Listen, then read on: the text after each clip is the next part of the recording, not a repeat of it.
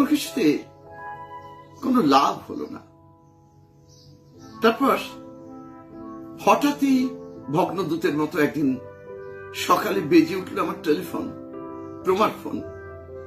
রণদীপ ঘুমের মধ্যেই মারা গেছে।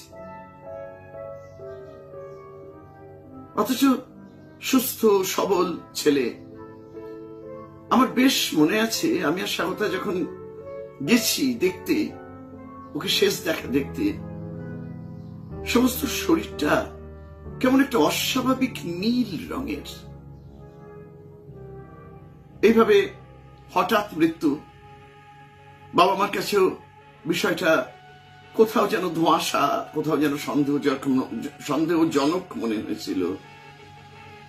পোস্টমর্টেম হয়েছিল রণদীপের, কিন্তু যে অনুমান ওর বাবা মা করছিলেন যে কোনোভাবে বিষ প্রয়োগ করেছে, এবং আজ বলছে এতদিন বাদে যে প্রমার সঙ্গে বিয়ে প্রাথমিক পর্যায়ে যেহেতু তারা মেনে নেননি, প্রমাকেও কোথাও সন্দেহ করেছিলেন, কিন্তু না, শরীরে কোন রকম পয়জনের কোনো চিহ্ন নেই।